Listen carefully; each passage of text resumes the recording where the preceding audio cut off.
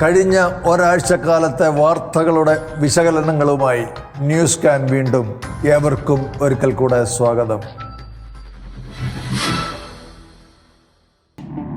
CPM-ന്റെ കേരയിൽ മാധ്യമ പോരാളി KS അരുൺകുമാറിന് സ്ഥാനാർത്ഥിത്വം നഷ്ടപ്പെട്ടു. പകരം രാഷ്ട്രീയ രംഗത്ത് ഒരു മുൻപരിചയവുമില്ലാത്ത, എന്തിന് മൂത്ത സഖാക്കൾക്ക് പോലും തീരെ പരിചിതനല്ലാത്ത ജോ ജോസഫിന് സ്ഥാനാർത്ഥിത്വം അപ്രതീക്ഷിതമായി വീണുകിട്ടി.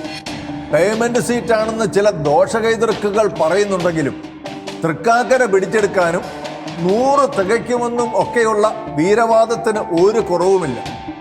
സഭയുടെ നോമിനിയാണ് ജോ ജോസഫ് എന്ന് പറയുമ്പോൾ തന്നെ സഭയുമായി ബന്ധപ്പെടുത്തി ഇദ്ദേഹം മുമ്പ് എഴുതിയിട്ടുള്ള ഫേസ്ബുക്ക് പോസ്റ്റുകൾ ഇപ്പോൾ വൈറലാണ്.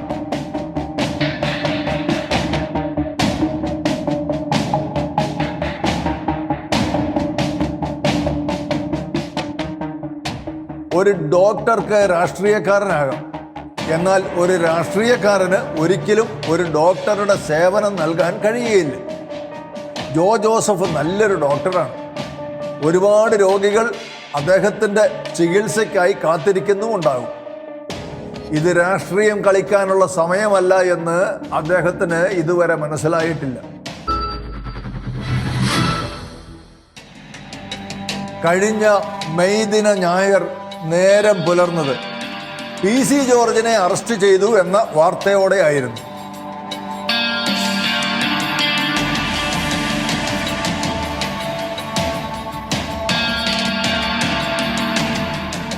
ചാനലുകാർക്ക് ആഘോഷിക്കാൻ ഒരു സുവർണ അവസരം കൂടി അപ്രതീക്ഷിതമായി വീണുകിട്ടി.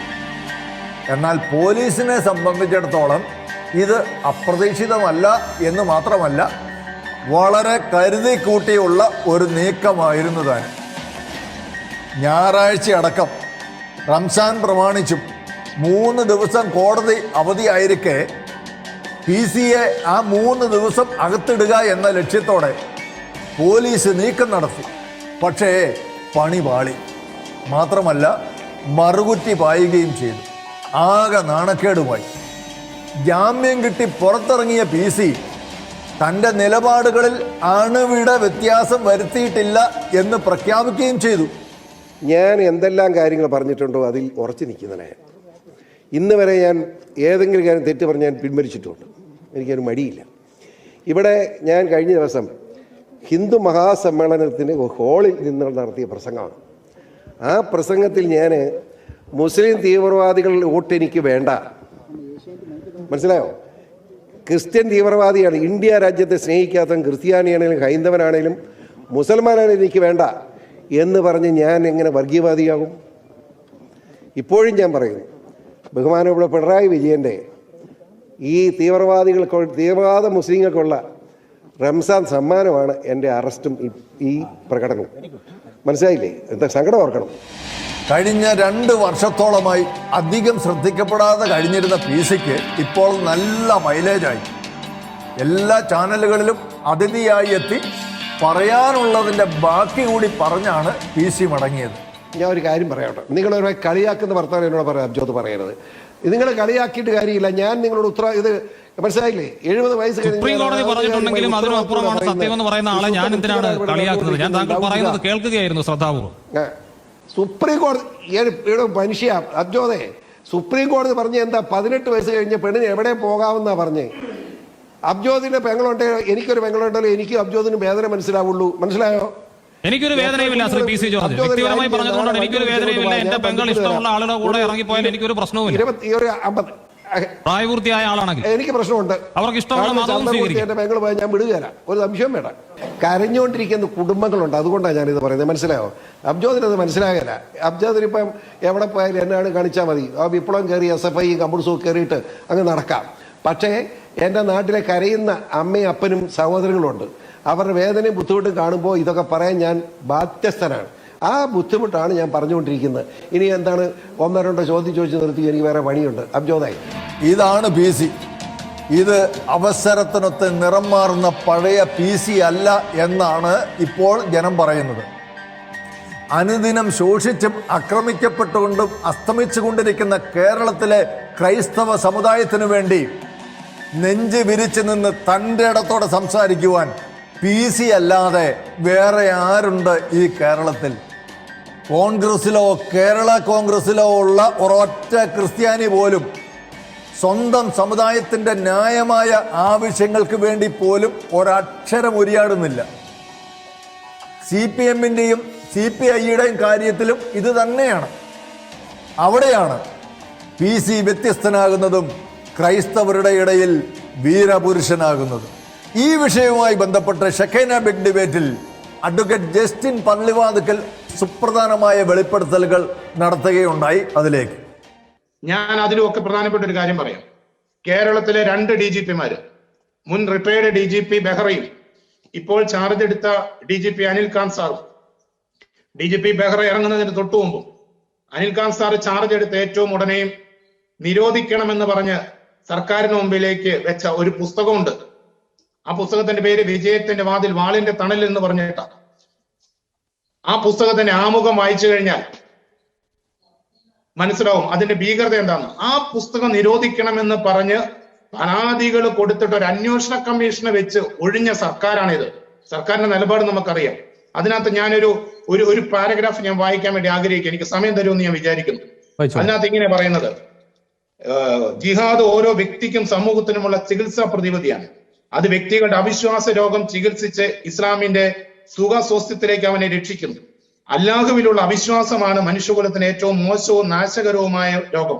ഇസ്ലാമാണ് അതിന്റെ പരിപൂർണ നിർവൃതി. മരുന്ന് ഉപയോഗിച്ച് രോഗശമനം സാധ്യമാകുമെങ്കിൽ അങ്ങനെയാകാം. അല്ലെങ്കിൽ ബാധിച്ച ഭാഗം മുറിച്ചു മാറ്റേണ്ടി വരും. അത് ശരീരത്തിന് ബുദ്ധിമുട്ടും വേദനാജനകവുമായാലും. പക്ഷെ മുറിച്ചു മാറ്റൽ ക്രൂരവും മനുഷ്യത്വരഹിതവുമാണെന്ന് ആരും വാദിക്കുകയില്ല. എന്നിട്ട് പറയുകയാണ്, ആദ്യം സന്ദേശം സമാധാന മാർഗത്തിൽ എത്തിക്കുന്നു. എന്നാൽ ആ ശ്രമം ഏൽക്കാതിരിക്കുകയും ഫലം തരാതിരിക്കുകയും ചെയ്താൽ സത്യമാകർ വാളൂരുകയും അല്ലാഹുവിന്റെ വചനങ്ങൾ അതിജയിക്കുന്നതിന് വേണ്ടി പോരാടുകയും ചെയ്യുന്നു. ഇത് ഞാൻ ഒരിക്കലും, എന്റെ കയ്യിൽ പുസ്തകം കിട്ടിയിട്ട് 1 വർഷത്തിലധികമായി, ഞാൻ ഇതൊരിക്കലും പുറത്ത് ഇന്ന് വരെ പറയാത്ത ഒരു കാര്യമാണ്. ഞാൻ ഇന്ന് വരെ ആരോടും പറഞ്ഞിട്ടില്ല. പക്ഷേ ഇത്രയും പ്രകടമായ രീതിയിൽ ഇതിലും വലിയ PC ജോർജ് എന്താ പറഞ്ഞത്? PC ജോർജ് ഇതിന് 100-ലോ 1000-ലോ അംശം പറഞ്ഞോ? ഒരു കാര്യം പറഞ്ഞിട്ടില്ലല്ലോ. ഇതിനെതിരെ എന്താ ഒരു കേരള കോൺഗ്രസ്സുകാരന്റെ പ്രതികരണം കണ്ടില്ലല്ലോ. ഒരു കമ്മ്യൂണിസ്റ്റുകാരന്റെ പ്രതികരണം കണ്ടില്ലല്ലോ. ഈ രാജ്യത്തെ ഏറ്റവും വലിയ ദേശസ്നേഹികൾ എന്ന് പറയുന്ന കമ്മ്യൂണിസ്റ്റുകാർ വേണ്ടിയിട്ടില്ലല്ലോ. അല്ലെങ്കിൽ ഇനി ഇസ്ലാം വിശ്വാസികൾ തന്നെ ഒരു പറ്റം ആളുകളാണ് തീവ്രവാദികൾ എന്ന് വാദിക്കുന്ന മുസ്ലിം ലീഗിന്റെ നേതാക്കന്മാരടക്കമുള്ളവർ ഇതിനെതിരെ മിണ്ടിയിട്ടില്ലല്ലോ. ഇതിനെതിരെ പരാതി കൊടുത്തപ്പോൾ 2 DGP-മാര് പരാതി കൊടുത്തപ്പോൾ അതിന്റെ പേരിൽ ഒരു കമ്മീഷനെ വെച്ചിട്ട് മിണ്ടാതിരിക്കുന്ന സർക്കാരാ. പക്കാ മതവിദ്വേഷ പ്രസംഗം നടത്തിയവർക്കെതിരെ കേസെടുക്കാൻ ഇരട്ടച്ചങ്കൻ എന്ന് വിളിപ്പേരുള്ള പിണറായിക്ക് മുട്ടിടിക്കുന്നതാണോ എന്ന് അറിഞ്ഞുകൂടാ. ക്ഷേത്രങ്ങൾ വേശ്യാലയങ്ങൾക്ക് തുല്യമാണ് എന്ന് പരസ്യമായി വിളിച്ചുകൂവിയ മുജാഹിദ് ബാലുശ്ശേരിയും ക്രിസ്ത്യാനികളുടെ ദൈവം യേശുക്രിസ്തു പിഴച്ചുപറ്റവനാണ് എന്ന് കഴിഞ്ഞ ക്രിസ്മസ് നാളുകളിൽ മൈക്ക് വെച്ച് ഉറക്കെ പരസ്യമായി വിളിച്ചു പറഞ്ഞ വസീം അൽ ഹിക്കിമി എന്ന ഉസ്താദും ഇസ്ലാം മതം ഉപേക്ഷിക്കുന്നവരെ കൊല്ലണമെന്ന് കൽപ്പന പുറപ്പെടുവിച്ച മുസ്ലിം പണ്ഡിതൻ ഷാഫി സജാദിയും പോലെ വർഗീയ വിഷം തൊപ്പിക്കൊണ്ടിരിക്കുന്ന അനേകം പേർ ഈ നാട്ടിലുണ്ട്. അവരിൽ പലർക്കുമെതിരെ പരാതി നൽകിയിട്ടുണ്ട്. ഇവരെ കൂടാതെയാണ് കന്യാസ്ത്രീകളെയും കന്യാസ്ത്രീ മഠങ്ങളോടുമുള്ള തികച്ചും അശ്ലീലം കുത്തിനിറച്ച അവഹേളനങ്ങളും ആവിഷ്കാരങ്ങളും. പരാതി കൊടുക്കാത്തതല്ല, കേരളത്തിലെ പോലീസ് സ്റ്റേഷനുകളിൽ ഈ പരാതികളെല്ലാം പൊടി പിടിച്ച് കിടക്കുന്നുമുണ്ട്. പക്ഷേ ആ പരാതികളിൽ മേൽ ഒരു കേസെടുക്കാൻ പോലും സർക്കാരിന് മനസ്സില്ല. ഇതാണ് കേരളത്തിലെ രാഷ്ട്രീയക്കാരുടെ ഇരട്ടത്താപ്പ്. ഇസ്ലാമിസ്റ്റുകൾക്ക് എന്തുമാകാം, ക്രൈസ്തവർ മിണ്ടരുത്. PC-യുടെ വിഷമിറക്കുമോ എന്ന തലവാചകവുമായി മാതൃഭൂമി സൂപ്പർ പ്രൈം ടൈമിൽ ആരുടെ വിഷമാണ് ആദ്യം ഇറക്കേണ്ടത് എന്ന് RV ബാബു പറയുന്നത് നമ്മൾ കേൾക്കാതെ പോകരുത്. ഇവിടെ PC ജോർജിന്റെ വിഷമിറക്കുമോ എന്നാണ് നിങ്ങളുടെ പ്രൊമോ. നമുക്ക് PC ജോർജിന്റെ വിഷത്തെക്കുറിച്ച് അവിടെ ചർച്ച ചെയ്യുന്നതിന് മുമ്പ് PC ജോർജ് പറഞ്ഞതുപോലെ പറഞ്ഞ പല രാഷ്ട്രീയ നേതാക്കന്മാരും കേരളത്തിലുണ്ട്. 2003-ലോ 2004-ലോ ആണെന്നാണ് എൻ്റെ ഓർമ്മ. ശ്രീമാൻ AK ആന്റണി അദ്ദേഹം നടത്തിയ ഒരു പ്രസ്താവനയുണ്ട്. ആ പ്രസ്താവന എന്തായിരുന്നു? കേരളത്തിലെ സംഘടിത ന്യൂനപക്ഷം അവരുടെ സംഘടിത ശക്തി ഉപയോഗിച്ച് ഭൂരിപക്ഷ സമൂഹത്തിന്, അസംഘടിതരായ ഭൂരിപക്ഷ സമൂഹത്തിന് ലഭിക്കാത്ത ആനുകൂല്യങ്ങളും അവർക്ക് കിട്ടിക്കൊണ്ടിരിക്കുന്നതും കവർന്നെടുക്കുകയാണ് എന്ന് പറഞ്ഞത് ശ്രീമാൻ AK ആന്റണി മുഖ്യമന്ത്രിയായിരിക്കുമ്പോഴാണ്. അദ്ദേഹമാണ് പറഞ്ഞത്. അതിൻ്റെ പേരിലാണ് അദ്ദേഹത്തിന് മുഖ്യമന്ത്രി സ്ഥാനം നഷ്ടപ്പെടുകയും രാജിവെച്ച് പോകേണ്ടൊക്കെ വന്നത്. അത് മതസ്പർദ്ധ ഉണ്ടാക്കുന്നതും വിഷം ചുറ്റുന്നതാണ് എന്ന് ആരും പറഞ്ഞില്ല. കാരണം അതൊരു യാഥാർത്ഥ്യമാണ്. ഇനി അതിന് ശേഷം നടത്തിയ ഒരു നേതാവുണ്ട്, അദ്ദേഹത്തിൻ്റെ പേര് VS അച്യുതാനന്ദൻ എന്നാണ്. കമ്മ്യൂണിസ്റ്റ് പാർട്ടി നേതാവ് ശ്രീമാൻ VS അച്യുതാനന്ദൻ 2010 നമ്മുടെ ജോസഫ് മാഷിന്റെ കൈവെട്ടുമായി ബന്ധപ്പെട്ട് ഡൽഹിയിൽ നടത്തിയ പത്രസമ്മേളനത്തിൽ അദ്ദേഹം നടത്തിയ പ്രസംഗത്തിൽ പറഞ്ഞത് എന്താ? കേരളത്തെ ഇസ്ലാമിക രാജ്യമാക്കി മാറ്റാൻ പരിശ്രമിക്കുന്നു എന്നാണ്. 30 വർഷം കൊണ്ട് കേരളത്തെ ഇസ്ലാമിക രാജ്യമാക്കി മാറ്റും എന്നാണ്. മതസ്പർദ്ധയാണോ? മാർക്സിസ്റ്റ് പാർട്ടിക്ക് വരെ സമ്മതിക്കേണ്ടി വന്ന ഒരു കാര്യമാണ് ലവ് ജിഹാദ്. പക്ഷേ നിങ്ങളാരെങ്കിലും സമ്മതിക്കുമോ? കേരളത്തിലെ വലിയ ന്യൂനപക്ഷ വിഭാഗമാണല്ലോ, മുസ്ലിങ്ങളെക്കാൾ വലിയ ന്യൂനപക്ഷ വിഭാഗമാണല്ലോ ക്രൈസ്തവർ. അവരുടെ മതനേതാക്കന്മാർക്ക് ഈ ആശങ്കയില്ലേ? നിങ്ങളാരെങ്കിലും സമ്മതിക്കുമോ? നക്കോട്ടിക് ജിഹാദിനെ കുറിച്ചും ലവ് ജിഹാദിനെ കുറിച്ചും ആശങ്കയില്ലേ? നിങ്ങളാരെങ്കിലും സമ്മതിക്കുമോ? സർക്കാർ എയ്ഡോടെ നമ്മുടെ കേരളത്തിൽ, ഇന്ത്യയിൽ എല്ലായിടത്തും പ്രവർത്തിക്കുന്ന മദ്രസകളിൽ പഠിപ്പിക്കുന്നത് എന്താണ് എന്ന് മാധു ചിന്തിച്ചിട്ടുണ്ടോ? മാധുവിനൊന്ന് പറയാമോ?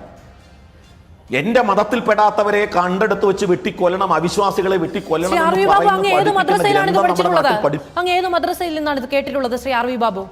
എന്തായാലും PC-യുടെ അറസ്റ്റും ഇത്തരം ചർച്ചകളും സമൂഹത്തിലെ യാഥാർത്ഥ്യങ്ങൾ കേരളത്തിലെ സാധാരണക്കാരെ ബോധ്യപ്പെടുത്താൻ സഹായിച്ചു എന്ന് പറയുന്നതാകും ശരി. മദ്രസകളിൽ എന്താണ് പഠിപ്പിക്കുന്നത് എന്ന് താങ്കൾക്കറിയുമോ?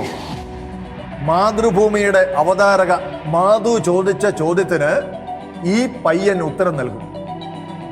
അസ്കർ അലി എന്നാണ് അവന്റെ പേര്. തന്നെ തട്ടിക്കൊണ്ടുപോയി കൊലപ്പെടുത്താൻ ശ്രമിച്ചുവെന്ന് പോലീസിൽ പരാതി കൊടുത്തിരിക്കുകയാണ് അസ്കർ. ആദ്യം അസ്കറിന്റെ പ്രസംഗത്തിലെ പ്രസക്തമായ ഒരു ഭാഗം നമുക്ക് കേൾക്കാം.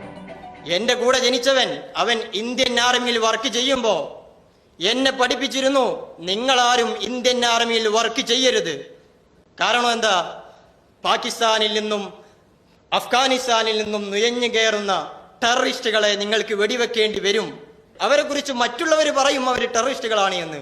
പക്ഷേ നിങ്ങളൊന്ന് ചിന്തിച്ചു നോക്കിയേ, അവരല്ലേ യഥാർത്ഥ വിശ്വാസികൾ? അവര് മുസ്ലിമീങ്ങളല്ലേ? അവര് ഇവിടെ ആക്രമിക്കപ്പെടുന്ന കശ്മീരികൾക്ക് വേണ്ടി ചോദിക്കാൻ വരുന്നവരല്ലേ? അവര് ഷഹാദത്ത് കലിമ ചൊല്ലിയവരല്ലേ? നമ്മുടെ മതം എന്താ പഠിപ്പിക്കുന്നത്? ഒരു മുസ്ലിം മറ്റൊരു മുസ്ലിമിനെ കൊല്ലാൻ പാടില്ല. അപകടകരമാണ് ഈ വിദ്യാഭ്യാസം. ഏതെങ്കിലുമൊക്കെ ഒരു തീവ്ര സംഘടനയെ നിരോധിക്കുന്നത് കൊണ്ട് ഇതൊന്നും അവസാനിക്കാൻ പോകുന്നില്ല. ഈ എഡ്യൂക്കേഷൻ സിസ്റ്റം തന്നെയാണ് നമ്മൾ അവസാനിപ്പിക്കേണ്ടത്. ഒരു കാലത്ത് ഇസ്ലാമിക മതസദസ്സുകളിലെ സജീവ സാന്നിധ്യമായിരുന്ന യുവ പ്രഭാഷകനായിരുന്നു അസ്കർ അലി. 12 വർഷത്തെ ഇസ്ലാമിക മതപഠനം പൂർത്തിയാക്കിയതോടെ ഇസ്ലാം മതം ഉപേക്ഷിച്ച അസ്കർ അലി ഇസ്ലാമിൻ്റെ രൂക്ഷ വിമർശകനായി രംഗത്ത് വരികയായിരുന്നു. ഇസ്ലാമിക് ഹുദവി ബിരുദം വരെ നേടിയ അസ്കർ തൻ്റെ ഇസ്ലാം അനുഭവത്തെക്കുറിച്ചും ബോധ്യങ്ങളെക്കുറിച്ചും പങ്കുവയ്ക്കാൻ കൊല്ലത്തെത്തിയപ്പോഴായിരുന്നു അസ്കറിന് നേരെ ആക്രമണമുണ്ടായത്. തന്നെ ആക്രമിച്ച് വധിക്കാൻ ശ്രമിച്ചതായി വ്യക്തമാക്കി അസ്കർ അലി പോലീസിൽ പരാതി നൽകുകയും ചെയ്തു. പോലീസ് കേസ് രജിസ്റ്റർ ചെയ്തു. മലപ്പുറത്തു നിന്നുള്ള ഒരു സംഘം തന്നെ തട്ടിക്കൊണ്ടുപോകാൻ ശ്രമിച്ചതായി അലി തൻ്റെ പരാതിയിൽ പറയുന്നു. കൊല്ലത്തെ ബീച്ചിലേക്ക് കൊണ്ടുപോയി മർദ്ദിക്കുകയും വസ്ത്രങ്ങൾ വലിച്ചു കീറുകയും ബലമായി ഒരു വാഹനത്തിൽ കയറ്റി കൂട്ടിയിടാൻ ശ്രമിച്ചതായും തൻ്റെ പരാതിയിൽ അസ്കർ അലി പറയുന്നു. ബഹളം കേട്ടെത്തിയ നാട്ടുകാരാണ് അസ്കറിനെ രക്ഷിച്ചത്. എന്തുകൊണ്ട് അസ്കർ ആക്രമിക്കപ്പെടുന്നു എന്നതിനും മറുപടിയുണ്ട്. ഇങ്ങനെ ഒരാൾ മതത്തിൽ പുറത്തു പോയാൽ എന്താണ് അവൻ്റെ വിധി? അവനുള്ള ശിക്ഷ എന്താണ്? ഇസ്ലാം പറയുന്നു, അവനോട് തൗബ ചെയ്യാൻ പറയുക. എന്നിട്ട് അവൻ തൗബ ചെയ്യുന്നില്ലെങ്കിൽ താമസിപ്പിക്കാൻ പാടില്ല, അവനെ ഒരു ഭരണാധികാരി ഉടൻ തന്നെ കൊല്ലണം എന്നാണ്. ഇനി പറയൂ, എവിടെയാണ് തിരുത്തപ്പെടേണ്ടത്? PC-യെ തിരുത്തുവാൻ ശ്രമിക്കുന്നതിൻ്റെ ഒരംശം ആവേശം മാത്രം മതി യഥാർത്ഥ മൂല കാരണം കണ്ടെത്തുവാൻ. പക്ഷേ ജീവനിൽ കൊതിയുള്ളവർ ആരെങ്കിലും അതിന് മുതിരുമോ? 1990 ഹിന്ദു വംശഹത്യയുടെ കഥ പറയുന്ന ദ കാശ്മീർ ഫയൽസ് എന്ന സിനിമയുടെ സംവിധായകനായ വിവേക് അഗ്നിഹോത്രിയെ ഇന്റർവ്യൂ ചെയ്ത് മാതൃഭൂമി ചാനൽ അവരുടെ രാജ്യസ്നേഹം ഒരിക്കൽ കൂടെ തെളിയിച്ചു. എങ്ങനെ ഒരു ഇന്റർവ്യൂ നടത്തരുത് എന്നുള്ളതിൻ്റെ ഏറ്റവും നല്ല ഉദാഹരണമായിരുന്നു ആ ഇന്റർവ്യൂ. സിനിമ ഒന്ന് കാണാൻ പോലും മെനക്കെടാതെ ഏതോ 1-2 റിവ്യൂകളും വായിച്ചുകൊണ്ട് വിവേക് അഗ്നിഹോത്രിയെ ഇന്റർവ്യൂ ചെയ്യാൻ പോയതാണ് അവതാരികയ്ക്ക് കൊല്ലാപ്പായി തീർന്നത്.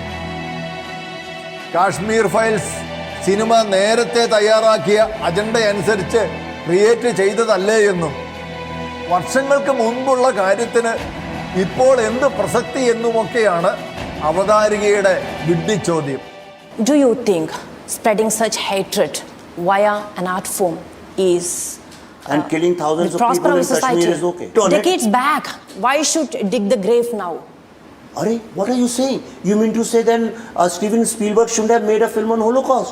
What kind of logic is this? There were slogans against minority communities and there were slogans against all Germans. Will that prosper our society? This will happen. This is part of human life. Whenever people realize the truth, they will react.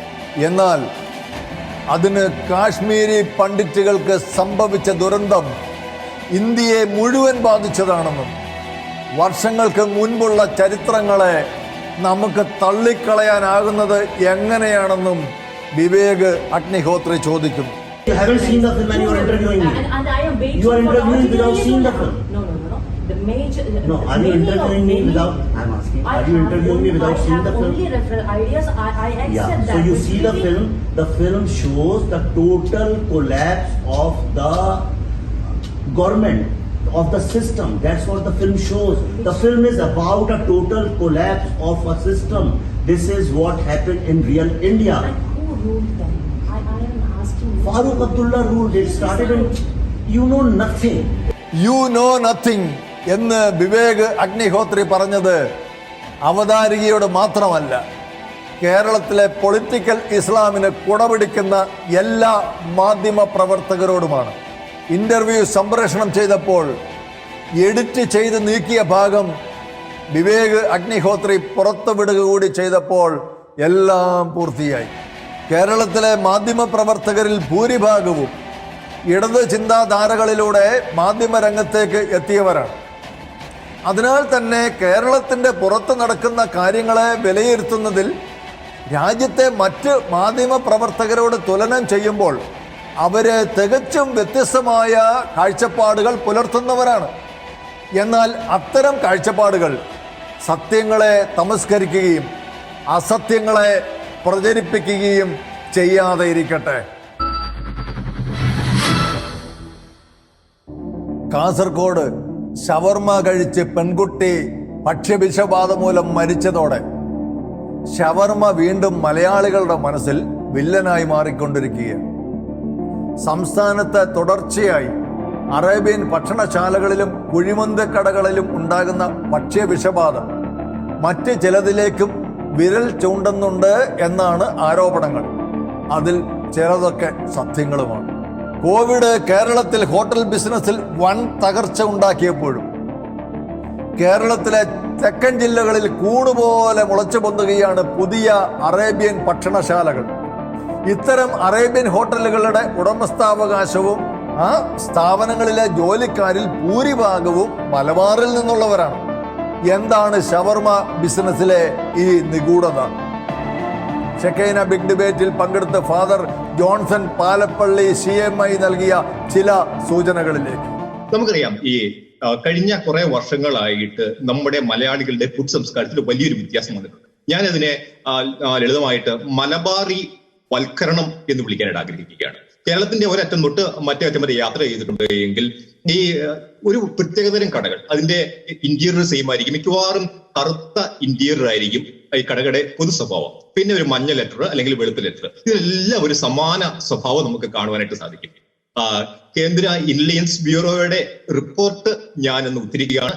എന്റെ അഭിപ്രായമല്ല.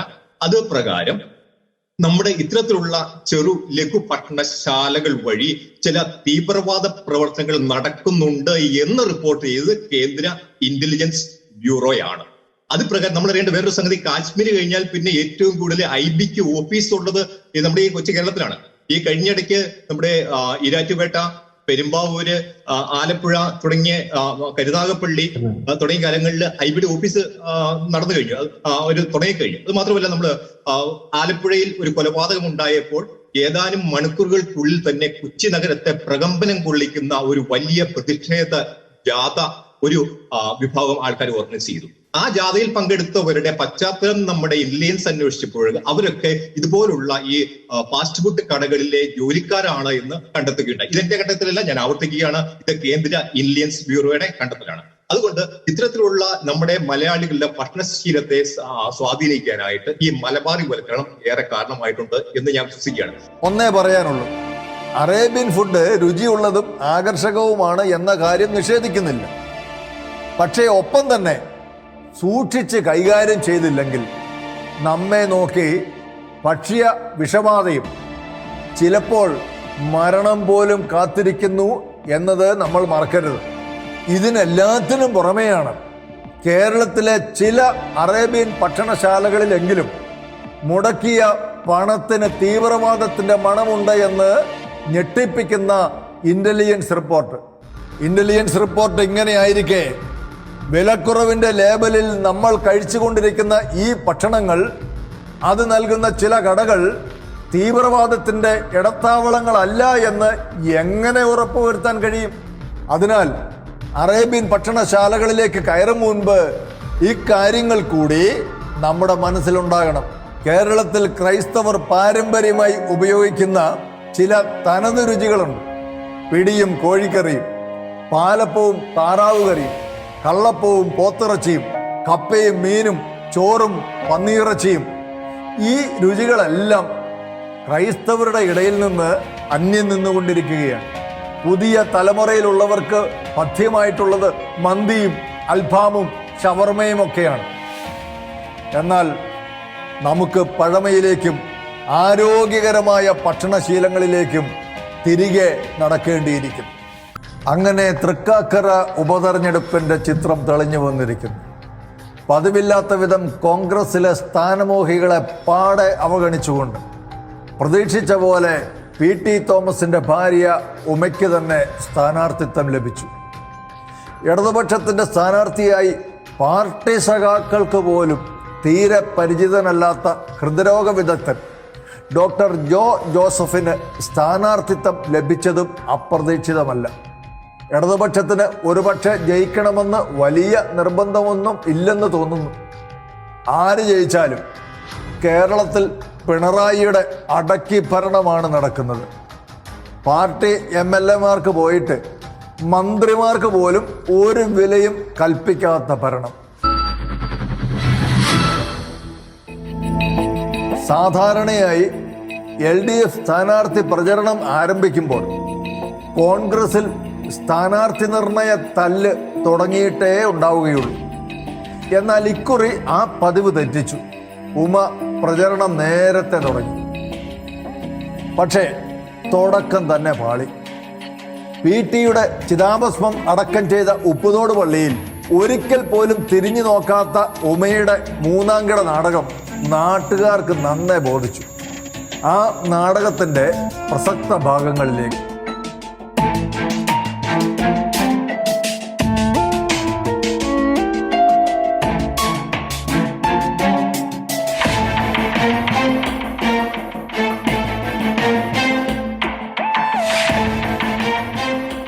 ക്രൈസ്തവർ പരിപാവനമായി അർപ്പിക്കുന്ന വിശുദ്ധ കുർബാനയുടെ മധ്യേ ക്യാമറയും മാധ്യമപ്പടയും പരിവാരങ്ങളുമായി കടന്നു എന്നത് വിശ്വാസികളോടും സഭയോടുമുള്ള അവഹേളനമായി കണക്കാക്കേണ്ടി വരും. ലക്ഷ്യം രാഷ്ട്രീയ മുതലെടുപ്പാണെന്ന് ആർക്കാണ് അറിഞ്ഞുകൂടാത്തത്? തൃക്കാക്കരയിലെ ജനങ്ങൾ മുഴുവൻ വിഡ്ഢികളാണെന്നാണോ സതീശനും സുധാകരനും ഒക്കെ കരുതിയിരിക്കുന്നത്? പള്ളി ക്രൈസ്തവരുടെ ആരാധനാലയമാണ്, കോൺഗ്രസ്സുകാരുടെ നാടകവേദിയല്ല. പള്ളിയിൽ കാണിച്ചു കൂട്ടിയ ഈ പൊറാട്ട് നാടകം കോൺഗ്രസിന് തന്നെ വലിയ തിരിച്ചടിയാകുമെന്നുള്ള കാര്യത്തിൽ തർക്കമൊന്നുമില്ല. ക്രൈസ്തവ ആചാരപ്രകാരം ശവസംസ്കാരം നിർവഹിക്കാത്ത കല്ലറയ്ക്ക് മുമ്പിൽ തെരഞ്ഞെടുപ്പ് പ്രചരണത്തിന് വേണ്ടി മാത്രം ഒപ്പീസ് ചൊല്ലിയതും അതിന് ഇടവകയിലെ വൈദികൻ നേതൃത്വം നൽകിയതും സായിപ്പിന് മുമ്പിൽ കവാത്ത് മറക്കുന്നത് പോലെയായിപ്പോയി. ഈ ഉപതെരഞ്ഞെടുപ്പിൽ UDF-നെ സംബന്ധിച്ചിടത്തോളം ജയിച്ചിട്ടും വലിയ കാര്യമൊന്നുമില്ലെന്നറിയാമെങ്കിലും മത്സരിച്ചല്ലേ പറ്റൂ. എങ്ങനെയെങ്കിലും ജയിച്ചു കിട്ടിയാൽ ചെറിയൊരു നേട്ടമാണ് താൻ. ഏതായാലും കേന്ദ്രത്തിലും കേരളത്തിലും 2 തവണയായി ഭരണമില്ലാത്തത് കൊണ്ട് കോൺഗ്രസ് പാർട്ടി സാമ്പത്തികമായി പാപ്പരായിരിക്കുകയാണ്.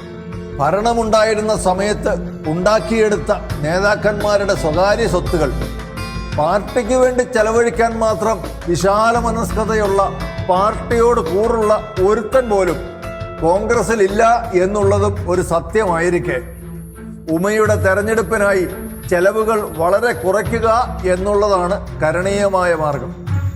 അതിന് ഒരു എളുപ്പവഴിയുണ്ട്. PT തോമസ് മരിച്ച നിമിഷം മുതൽ മുഴങ്ങി കേട്ടുകൊണ്ടിരുന്ന വയലാറിന്റെ പ്രശസ്തമായ ഗാനം ചന്ദ്രകളഭം ചാർത്തി ഉറങ്ങും തീരം.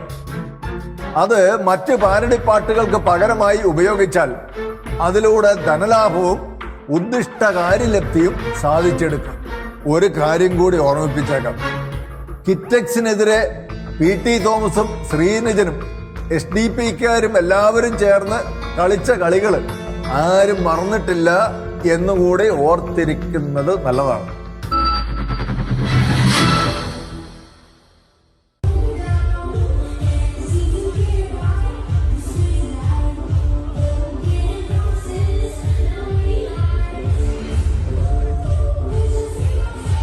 പൊന്നുമാനെ, നിനക്ക് പറഞ്ഞിട്ടുള്ളത് ശരിക്കു പറഞ്ഞാൽ ഇതൊക്കെ തന്നെയാണ്. കോൺഗ്രസ് പോലെയുള്ള ഒരു മഹാപ്രസ്ഥാനത്തെ ഇന്ന് ഈ പരുവത്തിലാക്കിയതിൻ്റെ കാരണക്കാര് നിങ്ങളൊക്കെ തന്നെയാണ്. ഇനിയെങ്കിലും കോൺഗ്രസ് ഒന്ന് രക്ഷപ്പെട്ട് കാണണമെന്ന് ആഗ്രഹമുണ്ടെങ്കിൽ അങ്ങ് രാഷ്ട്രീയം ഉപേക്ഷിക്കണം. അല്ലെങ്കിൽ അടുത്ത തെരഞ്ഞെടുപ്പോടുകൂടി കോൺഗ്രസിൻ്റെ കാര്യം സ്വാഹ. മദർ തെരേസയ്ക്കും ചാവറ പിതാവിനും ശേഷം ഫ്രാൻസിസ് മാർപ്പാപ്പയും ഇടത് പോസ്റ്ററുകളിൽ ഇടം പിടിച്ചിരിക്കുകയാണ്.